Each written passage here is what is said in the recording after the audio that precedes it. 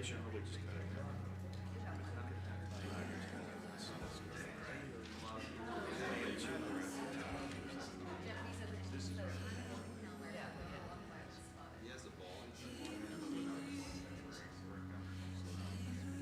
Well, they got onto a high pace, sucked everybody in, and then the whole group just felt like a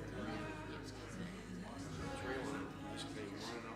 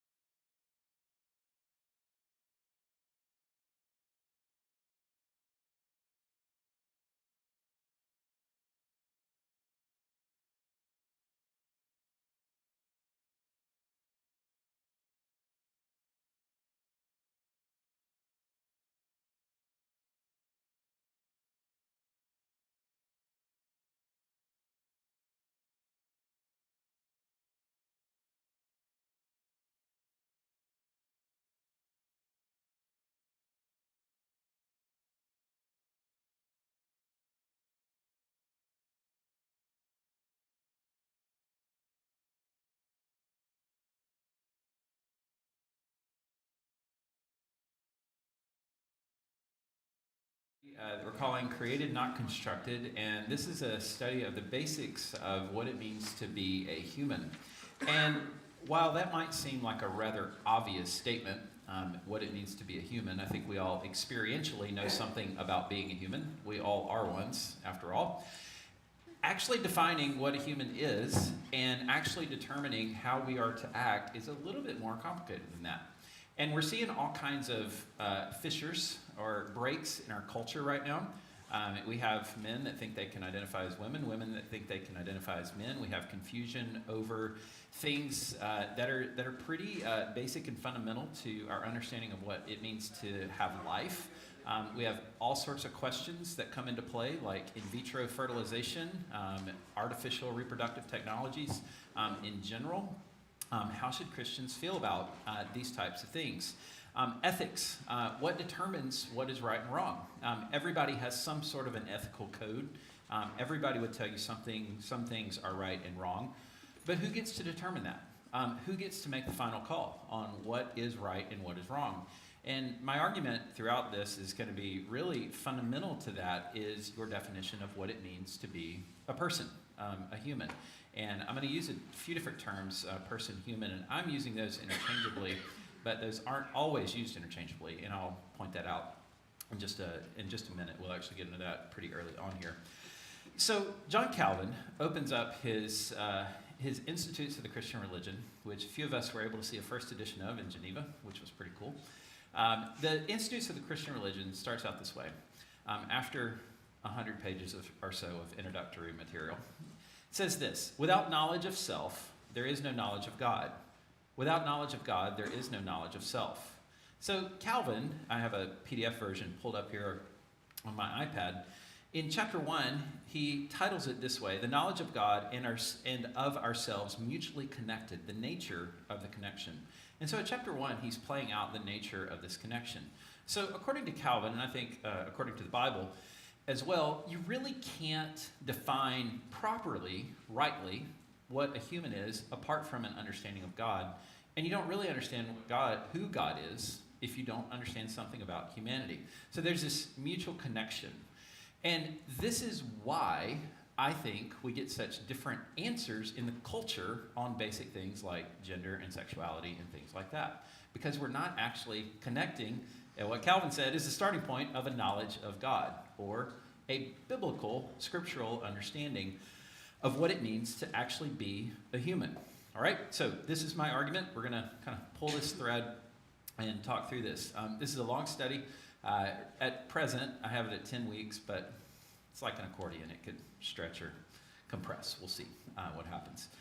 I've told you guys before that I come for the same reason that you do when I teach, to see what I'm going to say. So we'll see how it goes. I have a general idea, but we'll see how it goes.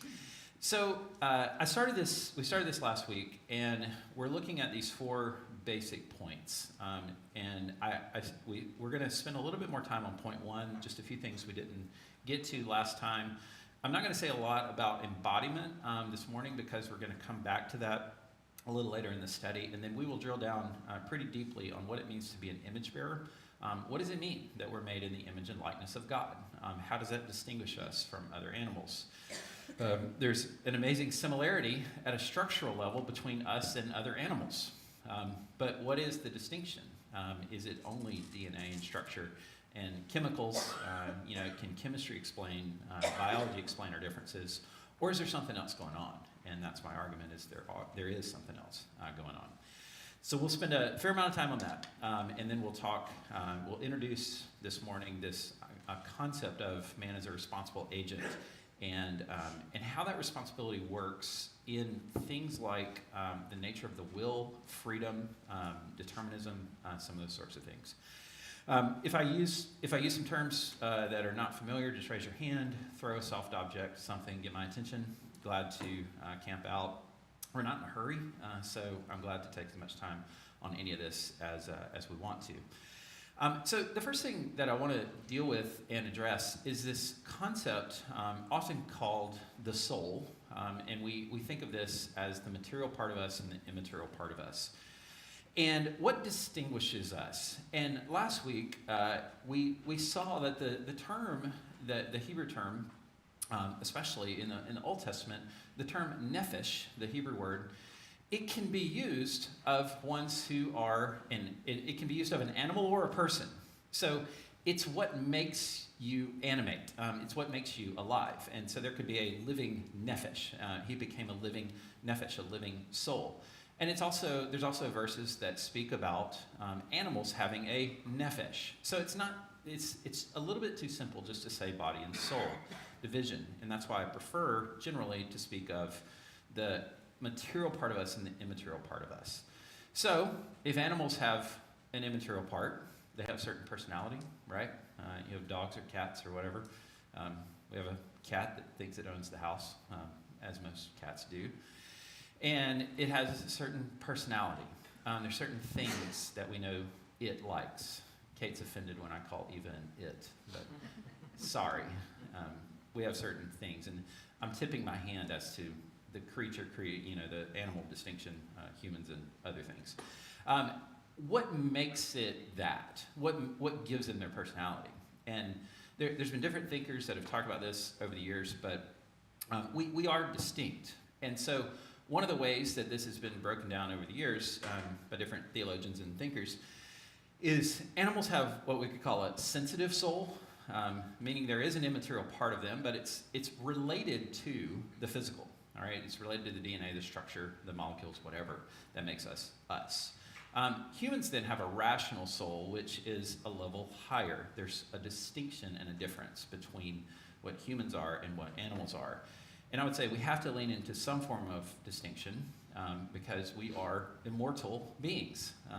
The immaterial part of us lasts forever, as opposed to animals, which I don't believe last forever, which leads to questions about, will you see Fluffy again, in the afterlife? Doubtful on that. Okay, so that's what makes us different. I want to get into this just for a second, and I won't keep us here long, but I do want to introduce this. Where did it come from? Where did the material part of us and the immaterial part of us come from? And there's 2 main views on this, and I'll explain them and then talk about pros and cons of each view and where I land. Traducianism, it's the idea that the immaterial part of you was generated at conception. Okay? So if we accept there's a material part of you, the physical, and an immaterial part of you, the question theologians have wrestled with over the years is, where did the immaterial part come from? Was it at conception, where this immaterial part was generated and somehow housed inside the earth suit, as it were? Or was this immaterial part of you created directly by God and perhaps in existence somewhere in a warehouse, and then, picture it. And when you are conceived, your tag is called, and the immaterial part of you is placed into the human being. Okay? You get the distinction between the views. There's pros and cons of looking at this in different ways, and I don't know that we have a completely satisfactory answer here. So the pros of the Traducian view is this helps explain the sin nature. When it talks about sin is passed down generationally, and in Adam you are a sinner, or places like Romans 3, Romans 5, through one man sin entered the world. So it helps to explain Psalm 51, surely in sin my mother conceived me. Meaning I was sinful from birth. It's not speaking of the act of conception itself, it's speaking of just the reality of depravity from the get-go. Okay? So it helps to explain that. But it does seem to lean maybe into a little bit too much into the immaterial part of you is connected to the material part. All right? So you see the tension there. Creationism, on the other hand, says that immaterial, or the soul, as it's commonly called, was created directly by God and placed into the human at conception. All right? So directly by God. And the pro of this is it really helps to maintain this material and immaterial distinction. The con is how do we get inherited guilt? How does one become sinful? If the soul, immaterial part of you, was created directly by God. All right, you get the issue. I lean into the Traducian camp. I don't know that this isn't going to be on a test anywhere. You don't have to explain this. And different thinkers have landed in different places. Greg Allison, John MacArthur, those guys landed in Traducian. Other guys like R.C. Sproul landed in creation. I don't know that it matters that much, but I just want to get us thinking about this because it does have implications, especially for what we're going to do next time.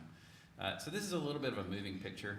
All right, so we're kind of moving along, and then we're going to back up and kind of move along and do this over the weeks.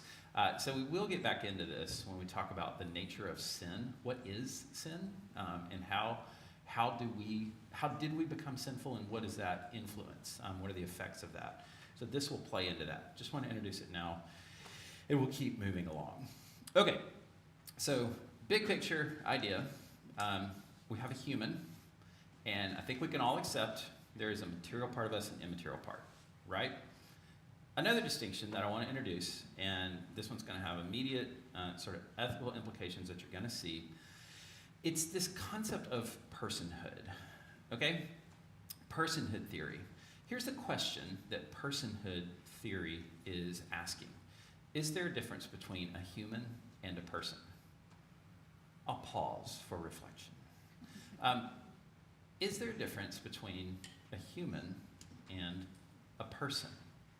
This is a very important question.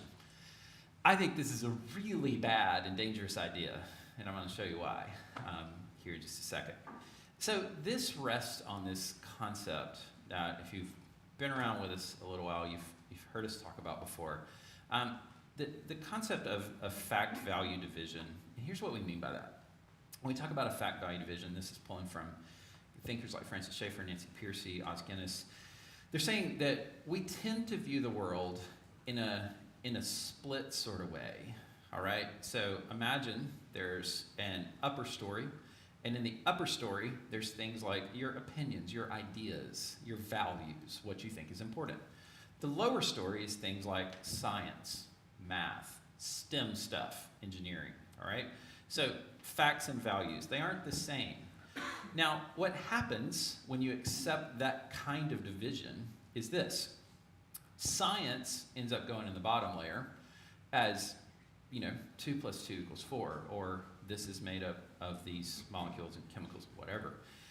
And then God becomes a value, all right? Personal preference. You can call him Allah, you can call him whatever, I'll call him Jesus. It doesn't really matter. It's what's important to you. And so then the world isn't viewed through the same lens. You get that? Facts and values, this distinction. All right, let's take that thinking and start applying it to some things that we see today. How did we get here? How did we get to the place where a man, a biological male, can say, no, I'm actually a female? Or a biological female can say, no, I'm actually a male. How did we get there? How did we get to where gender is elastic, marriage is elastic, and can mean all sorts of things? It's this, all right? It's this line of thinking. Gender is divided from sex, biological sex. And then we have this division of a human versus a person, all right? Human versus person. And this is the concept of personhood theory. So when you start to dig into this and ask the question, well, what makes a person a person? All right? When is a person a person? This is typically what's said, something like this. You're self-aware. There's some sort of conscience or sentience. There's rationality, autonomy and agency, and morality. But when you buy into this, it leads to some bad spots. Now, I'll walk through this and then open it up for conversation about this. It leads to a devaluing of human life, and here's how it works. Is anybody familiar with the name Miranda Sawyer? Just curious. Interesting. Okay. Miranda Sawyer is a British journalist. She's been on the scene for quite a while. She's not nearly as popular as she was back in the day. But she had a piece that she wrote. This actually became a documentary. I haven't watched the documentary, but I did read her piece in The Guardian. This was published in 2007. The Guardian is it's a very liberal publication online, and I think there's a print version as well. And Miranda Sawyer took us on this journey after she gets pregnant. And she sets the story up in this way. She talks about visiting her grandma who was dying and kind of in the last stages of her life. And during that, working through this process of actively watching somebody that she loved pass away, she found out she was pregnant, all right? And she's like, the contrast was really stark. You have a life that's ending, and you have a life that's beginning. And it caused her to really think about what is life. And looking at her grandmother, and she's asking the question in a very honest sort of way. I commend her honesty, and I very much disagree with her conclusions. So I'll show you that in a second.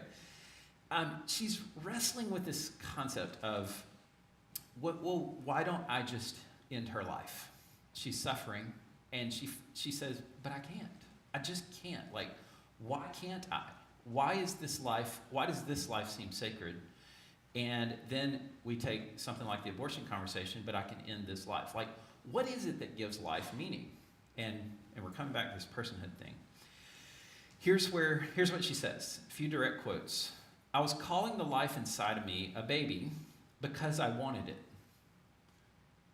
All right, pause and reflect. Why is that a problem? Where does the value come from? You. Yeah. I wanted it, so it's a baby. So what is it if I don't want it? Right? A fetus. Yeah, a clump of cells. Okay? Yet, if I hadn't, I would think of it just as a group of cells that it was okay to kill. It was the same entity. It was merely my response to it that determined whether it would live or die. That's shockingly honest. That seemed irrational to me, maybe even immoral. Well, she's on the right track. Yeah. All right? She's on the right track. Yeah. Notice. But I couldn't be an anti-abortionist. I'm not religious. I have ethics, but they're nice, squishy ones.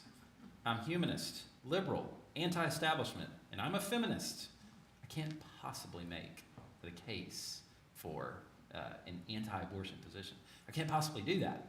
So the article kind of weaves along. It's worth reading just to understand this point of view. She actually travels to the States. She interviews different people. Ends up in Louisiana because at the time, they had some of the most pro-life laws in the country. So she travels there, talks to people who are running like in vitro places, who are storing, in vitro fertilized zygotes, and that's for another day. And she concludes with this. In the end, I have to agree that life begins at conception. So yes, abortion is ending that life, but perhaps the fact of life isn't what is important. It's whether that life has grown enough to take on human characteristics, to start becoming a person. All right, see the problem with personhood theory? What characteristics? Who gets to define that? Who gets to decide what characteristics? And it's typically the ones that I was talking about, rationality, sentience, self-awareness, consciousness, pain tolerance, or pain capability. That one comes up in the abortion conversation. So my conclusion then is personhood theory is a destructive lie that's incompatible with the Bible. I don't think that you have any grounds, biblically speaking, to say that we can separate out the person from the human. Which leads me to say that I would argue that man has inherent dignity and value as a human being because we were created in God's image. And so therefore, I think it just follows that we have to say that even the smallest amongst us deserve protection. And no matter how small, to quote Dr. Seuss, a who is a who, no matter how small, right? It doesn't matter. Of the tiniest amongst us deserves our protection. This has all kinds of implications for end-of-life issues as well, beginning-of-life issues and end-of-life issues. They are what you say about the beginning inevitably leads to what you're going to say about the end. You cannot separate those out. It will affect, and we're watching that with the death with dignity culture that's cropping up and becoming very popular. What used to be called euthanasia, and now has kind of traffics under this name of death with dignity, physician-assisted suicide. It goes under all those names. So I'll pause there. I want to move on to other things, but any thoughts on personhood theory and what a human is? Yeah, Ty? Tie back that statement there with Traducian. Creationism, that first slide you had up. Yeah. I would say the real issue that Traducian versus creationism and the source of the immaterial part of us, the thing it's really wrestling with is the nature of sin. A little bit different issue than this. Because I would say whether you lean into Traducian or the creationism camp, you're still saying that the immaterial part of you is in the image of God, and I think good people can differ on that. So I think it's a little bit different issue. Yeah, Aaron? So where does viability fit into this? Because that's one of the things I see online, the conversation that happens, like, well, the baby's not viable yet, and so does that fit into this right here? Or is Yeah. maybe later? Yeah. So maybe you want to speak to that for just a second. Like, define what you mean by that viability. So the baby cannot survive by himself or herself outside of the womb. So at that Right. point, so there are people making that argument that if the baby can survive, then it's a life, everything's fine, you can save it. But if the baby can't, then you just let it die. Yeah. So viability, it is a major. I would say the viability argument doesn't work at all because of the image of God, which we're going to get into in a second. So I would say no matter how small. So that's one thing. A few thoughts.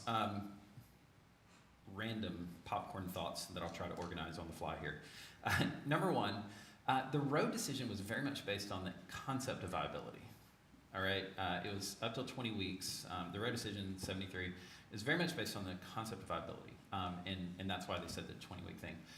So there is legal precedent for that.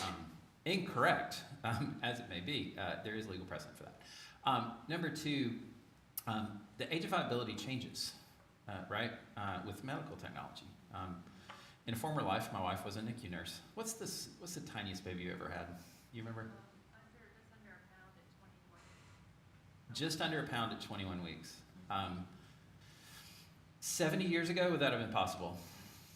Probably not. And that was, a while back ago now, because I'm getting old, but I won't say anything about you. So that was a minute ago. So that age has probably dropped. I think we had a baby that lived under 20 weeks now, if I remember right. I'd have to look at that. So viability changes. So you're saying, in the viability argument, we're going to say that if you can't live on your own outside of the womb, then you don't deserve to live. but that number can change based on technology. That is a very terrible, terrible understanding of life. Yeah. The other part of that is, because I hear this all the time online from people, it's like, well, it can't survive without the mothers, helping it. It's like, Yeah. well, your 1-year-old can't survive without somebody taking Exactly. care of it too, so what's the difference? And this is the difference between these two ideas of personhood versus creating God's image is the difference between the so-called pro-life movement relies on personhood, and abolitionists say, no, it's because we're created in God's image. And that's a huge issue. Yeah. That's a huge issue, which I'm becoming more aware of by the day. Didn't hear that. He said there's a distinction in the camps, and there's a pro-life, which I think that's kind of the mainstream, like we are for life, and then there's a group that calls themselves abolitionists. The pro-life versus abolitionists, and a lot of people just use pro-life terminology just because it's what we kind of exist in and probably don't know there's anything different, right? The pro-life movement, in the eyes of many, hasn't taken a strong enough stand on like ending abortion. Abolitionist, borrowing the terminology from slavery, they're taking more of an incremental approach. Society isn't quite ready for a full abolitionist thing, and so like the heartbeat bill, things like that. We're gonna kind of back up, it kind of ease into a pro-life, position, as opposed to no, it's wrong, cut it off. Mifepristone, the abortion pill, like that's in the news right now, being debated. Abortions have gone up since the what decision? What's that? Say it again. Roe. Well, not Roe. Since Dobbs. Thank you.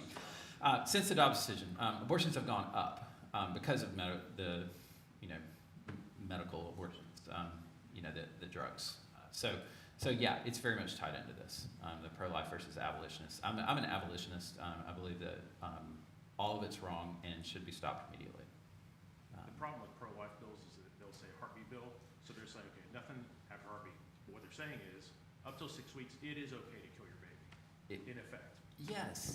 Yes, and I think a lot of that movement is just very pragmatic. They just try to do what they can get done, and they know that they can't get the ultimate thing done. And so I think there's some there, and I think there's some who are economically tied in, with some of the industry. Oh, they are. It's their job. Yeah. They're like NGOs, And here's the thing: the proof is that there have been in the last couple years, probably 10 or 15 states that have managed to get a full abolition bill brought to a committee, and pro-life people, they're on record sending letters to their Congress people saying, "Don't vote for that." Yeah. They actually tell them, "Don't do that," when they could end it all. Right. So. It's a problem. I'll address more of this a little bit later because I want to get into some ethical things related to that. But I'm glad it came up today. So yeah, viability I think very much ties into this. I don't think viability is any sort of metric that we need to use as Christians partly because of what you just said too. Who gets to decide that? So technology changes. Let's say technology changes, and now a fetus, using the terminology, is viable at 15 weeks. With medical assistance. It's like, well, okay, so now it's a person. Like what? How do you get to do that? And then end of life issues become like a huge issue as well. If you require medical intervention to stay alive, feeding tube. It's like, well, are you viable? If you have to have a feeding tube, who gets to decide that? And I just think it's terrible moral reasoning. Yeah. And the whole life support issue too. Life support. Yeah, exactly. You're on life support. Are you no longer a person because you're on life support? And so it's a very, very terrible grounds for making decisions. Okay, good points. I don't think we can divide this out, and here's why. Let's talk about this concept of image bearing, and we'll do a similar thing of get into the weeds for a minute and then popping out and talking about some implications. Some of this, it's like, what makes your car go? There's some of you would say, well, I push the little skinny pedal on the right and it goes. All right. Others of you are like, well, here's what's happening. You have, a fuel source, and you have fire, and you have combustion, and you have pistons that do this, and drivetrain and the whole deal. So I think you need to know that hitting the pedal on the right makes it go. But I think it's helpful sometimes to understand something of the engine because it helps us in conversations. So I think our instincts are generally reasonably good as Christians, but I want to pop the hood for just a second and look at some of this. So when we talk about being created in the image of God, what does that mean?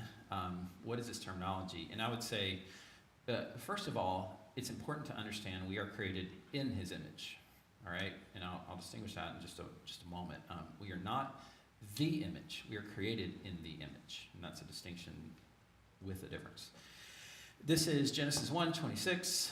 Then God said, "Let us make man in our image, after our likeness, and let them have dominion over the fish of the sea, and over the birds of the heavens, and over the livestock, and over all the earth, and over every creeping thing that creeps on the earth." So God created man in His own image. In the image of God, He created them. Male and female, He created them. We're not getting into gender so much today, but there's the genesis, if you will, of the concept of male and female. Gender is a little bit of a made-up concept when we separate it from biological sex. I don't mind the word, but we shouldn't distinguish that from biological sex. It's part of our givenness. Verse 28, and God blessed them, and God said to them, "Be fruitful, multiply, fill the earth, subdue it, and have dominion over the fish of the sea, and over the birds of the heavens, and over every living thing that moves on the earth." And God said, "Behold, I've given you every plant yielding seed that is on the face of the earth, and every tree with its seed in its fruit. You shall have them for food." And then he goes on, "And to every beast of the earth, and to every bird of the heavens, and to everything that creeps on the earth, everything that has the breath of life, the ruach of life, I've given every green plant for food." And it was so. And God saw everything that He had made, and behold, it was very good. And there was evening, and there was morning, the sixth day. The next passage in Genesis, it's a commentary, if you will, on the creation account.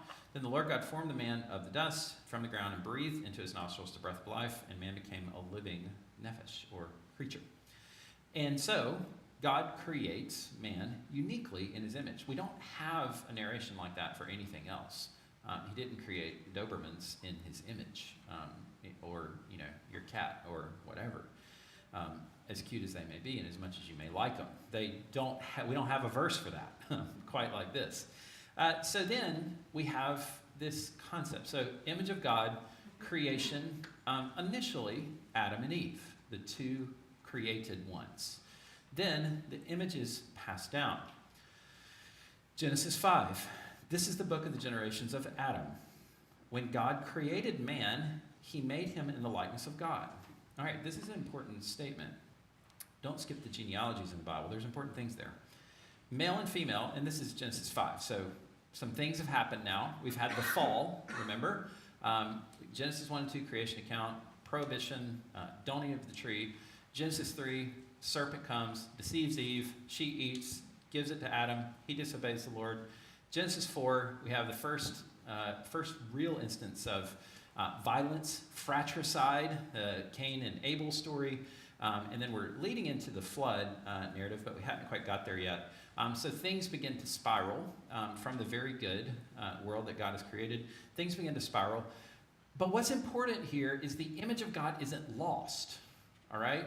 The image of God isn't lost. This is a post-fall, post-world, sin world, and the image of God isn't lost. So God created them. He made them in the likeness of God, likeness and image. I tell you, I read those as synonyms, maybe different aspects, but I don't distinguish those, and part of the reason is because it seems like they're used interchangeably. So image and likeness, I'm not reading those in separate ways. Some would, I'm not.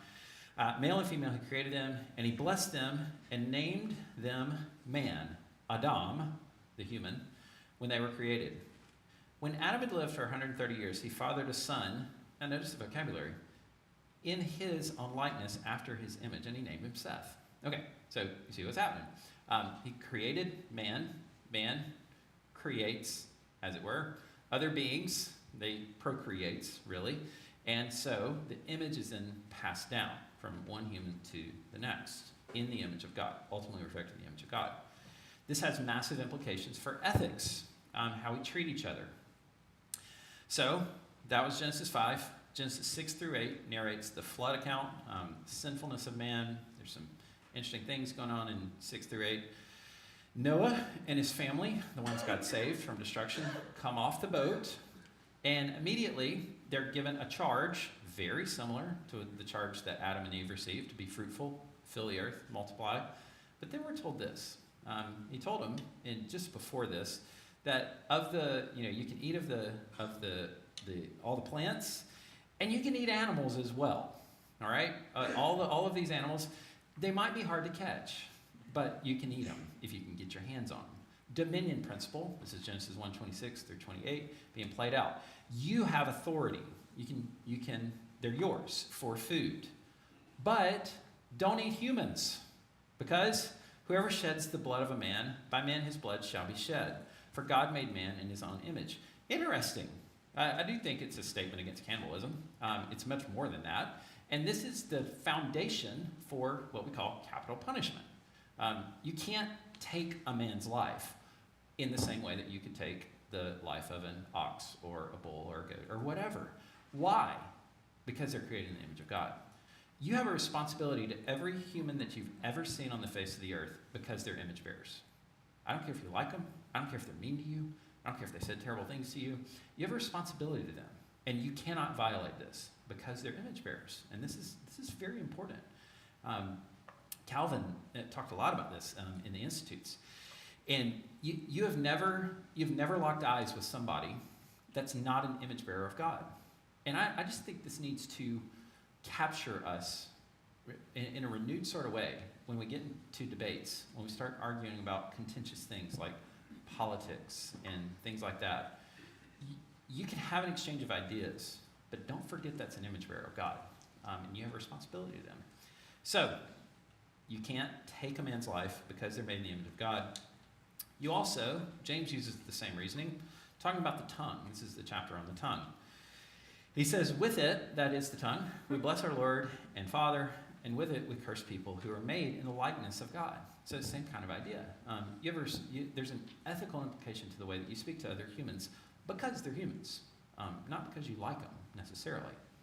This has a sanctifying effect on us, sanctification and image bearing. So every person is created in the image of God. That is transcends culture. It transcends ethnicity, skin color, even value system at some level. Sanctification and image bearing. Paul said it this way, and we all, with unveiled face, beholding the glory of the Lord, are being transformed, notice, into the same image from one degree of glory to another. So as you behold and understand and see the gospel, it's having a transforming effect on you, and you're becoming more like the image, which is ultimately Christ, which we'll see in just a moment. Colossians 3, and have put on the new self, which is, notice, being renewed in the knowledge after the image of its creator. All right, so image of God, we mirror this image, but the ultimate image is Christ, and we're being conformed to that image. Ultimately, this job is going to be finished. A passage we looked at not long ago here in church. Beloved, we are God's children now, and what we will be has not yet appeared, but we know that when he appears, Christ, we shall be like him because we shall see him as he is. John doesn't use the same vocabulary, but he's talking about the same thing, of being ultimately made to conform to the image of Christ. And then in Romans 8, for those whom before knew, he also predestined. And I think I should have left off the second half of that verse just to do a little exercise here. I think most of the time when we say you are predestined, and I say to what, most of us would probably say heaven, right? You're predestined to what? You're predestined to be conformed to the image of his son. It's going to take place in heaven. But the ultimate glorification moment, the finality, is to be in the image of the Son, that is Christ. And so it's a process that's underway now and will find its ultimate completion then.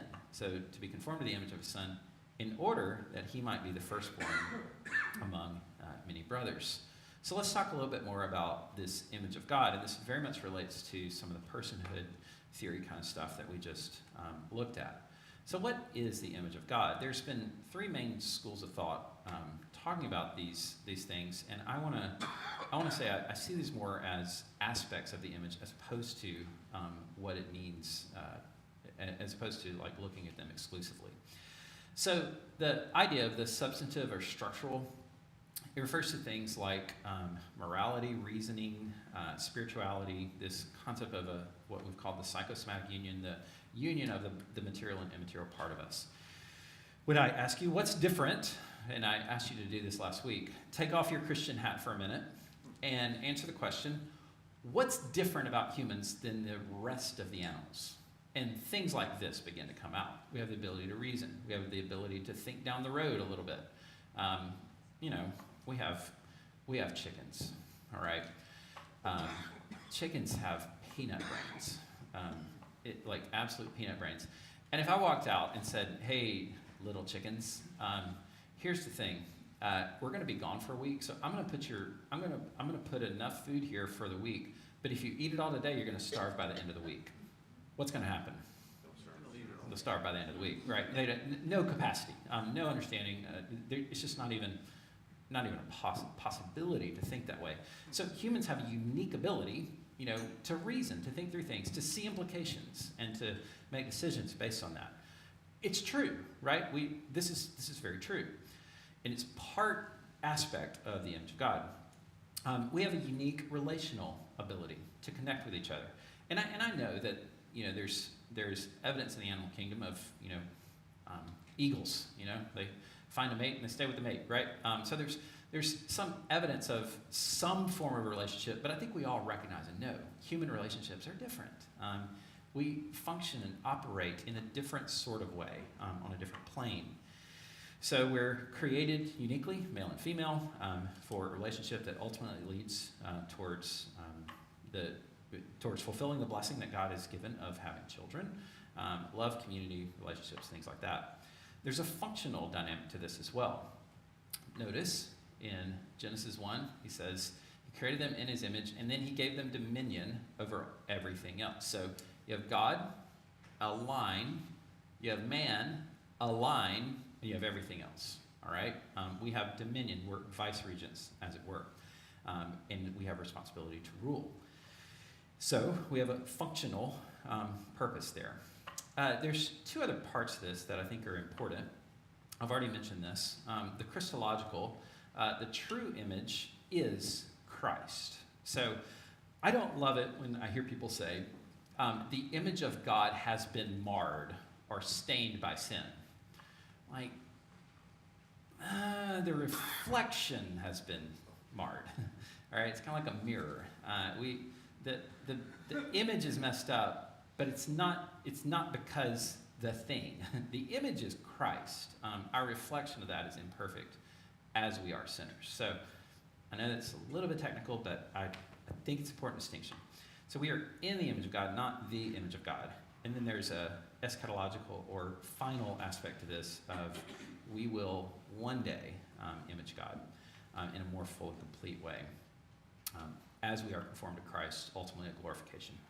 So I'll pause there for a second, and there's more to say on this, but I'll pause there for a second. Any thoughts are these categories, are they sinking in and helpful? Is this useful?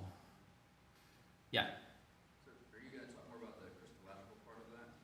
I can. Where do you want to go with that? Is the image of God? So I understand it's not more. I understand that part of it. And Christ being God, we're made in His image. So are we talking specifically only sin? Is the issue? No. So what else is the issue to get us to the image of Christ? I think there's a physical component. I think when John says, when we see him, we'll be like him, Philippians 3, that our lowly body will be transformed to be like his glorious body. So I do think there's a physical component to that. And I also would say we will not be infinite. We are still finite, but we will be conformed to the image of him as finite beings, glorified finite beings. Is that where you're getting at? Or?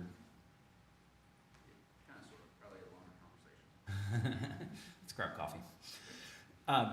It is an interesting conversation. But I think, I mean, sin is the main component that we're kind of talking about here. But I think there's more to it than that. Yep. Would you include, like creativity, the ability for humans to create Yeah. under that? Yeah. definition?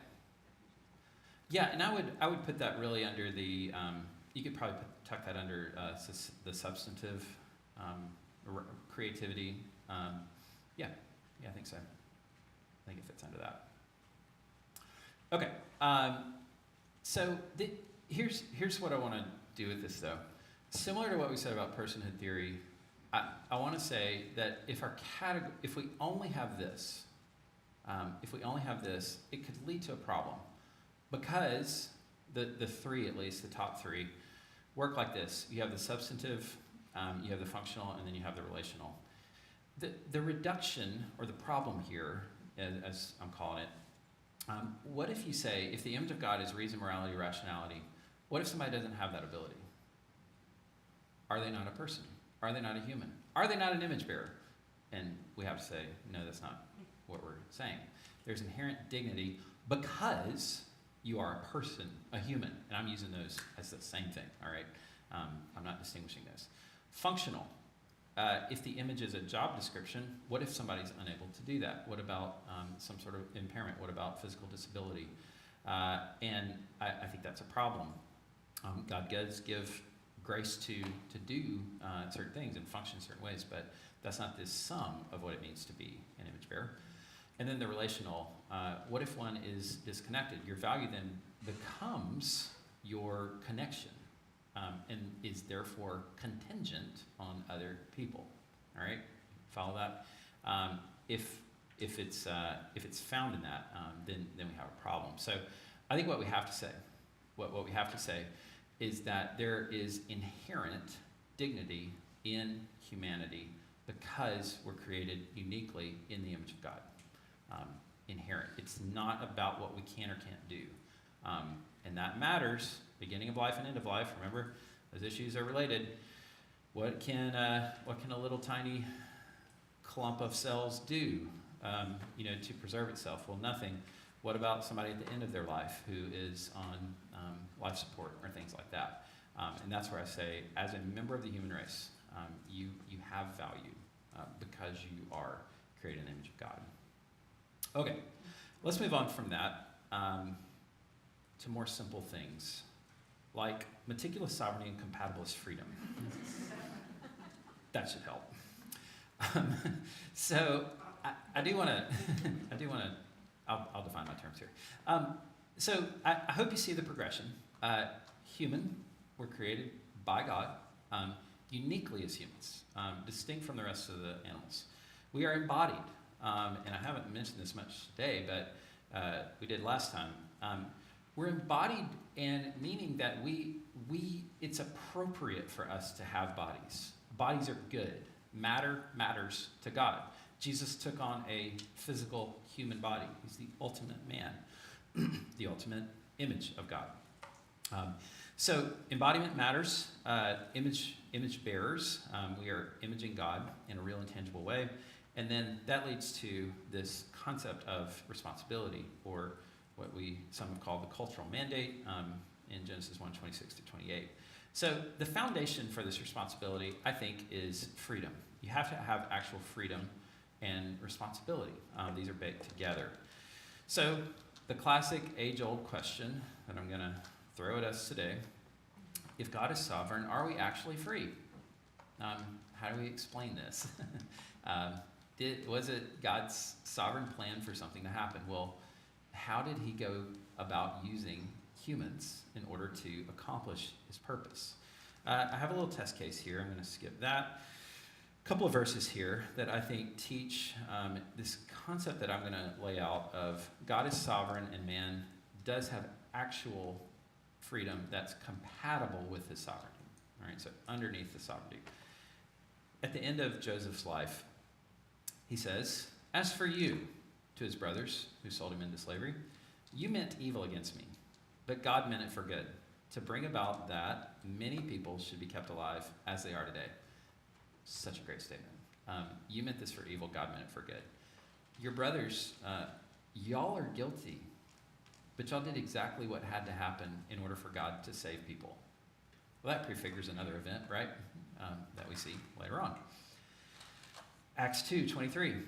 This Jesus, delivered up according to the definite plan and foreknowledge of God, you crucified, you did it, and killed by the hands of lawless men. Who's responsible for the death of Christ? Well, we are. God is, right? Both and. And so I know I say this all the time, but the Bible is not nervous about this responsibility of humans and sovereignty of God sitting right beside each other. The Bible's not nervous about that. We get nervous about that. The Bible's not nervous about it. They're just right there together all the time. This one is an interesting one. I was thinking about this a lot. A group of us got to go travel a couple years ago over to Greece, and we sailed right by Crete, and some of this took place, Acts 27, right around in that vicinity, the neighborhood. And it was hard to imagine. We're out there and we're watching the water, and it's like a lake. I mean, the whole sea is like a lake, which was absolutely incredible, and it was beautiful while we were there. So it was hard for me to imagine a gigantic storm happening, but it can. So Paul is telling the people, hey, we shouldn't get on the boat right now because bad things are going to happen. And they're like, whatever, Paul, get on the boat. And they ignore him. There's 3 different warnings. So there's warning number 1. Paul's looking, and it seems like he's just looking at the weather going, bad idea, guys. We shouldn't get out here. He says in Acts 27:10, men, I can see that the voyage will be with injury and much loss, not only of the cargo and the ship, but also of our lives. So we should not leave right now. They ignore Paul. They take off. After a while, I think it was 2 weeks of struggling out there on the water, he says, yet now I urge you to take heart, for there will be no loss of life among you, but only of the ship. God has granted you all those who sail with you. Okay, so he said they all think they're going to die and say, we're going to die. And Paul says, no, I've received a vision from the Lord, divine authority. He's speaking at this point. And says, nobody on the ship's going to die. All right, nobody on the ship's going to die. And he tells him, because I have people for you to meet with later in your missionary journey, so you're going to live through this, and so is the crew. And then some of the sailors are like, nah, we don't believe you, and they start to cut the life raft away because they're going to make an escape. And Paul's like, if you do that, you're going to die. Like, well, wait a minute, I thought you said everybody was going to live. Like, how does that work? So Paul said to the centurion and the soldiers, unless these men stay on the ship, you cannot be saved. So it's an interesting mix, isn't it? So you get this combination of human responsibility. You're responsible to act as God said to act, but God is sovereign over those things. And the Bible sticks these together all the time. Isaiah talks about the Assyrians who are going to come. It says, Assyria, the rod of my judgment. In other words, God is sending them. And then it says, right after that, and I'm going to judge Assyria for what they did to Israel. Again, right beside each other, this concept of God's sovereignty and man's responsibility.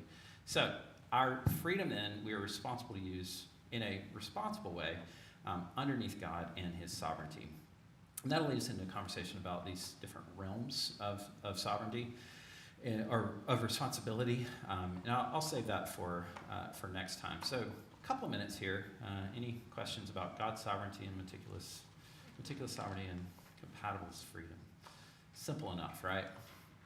I actually joke about it, but I don't think it's that hard to get, actually.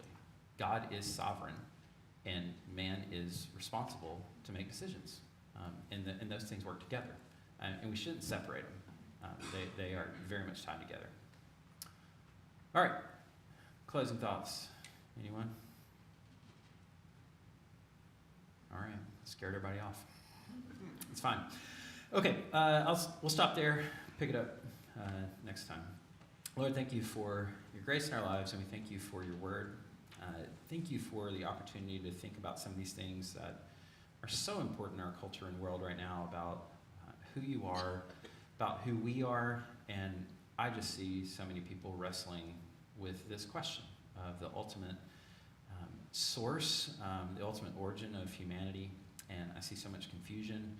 I think we have so many ethical issues that bother us that are rooted in not understanding these things properly. And so, Lord, I pray that you would build us up, help us to understand what it means to be in your image, and just the dignity that we are responsible, that we are invested with, and then also responsible to in the way that we treat others. Help us to understand that well. We pray these things in Christ's name. Amen. One quick note, next week we're going to be doing a Q&A with Josh. We're putting Josh forward as elder candidate this year. We're going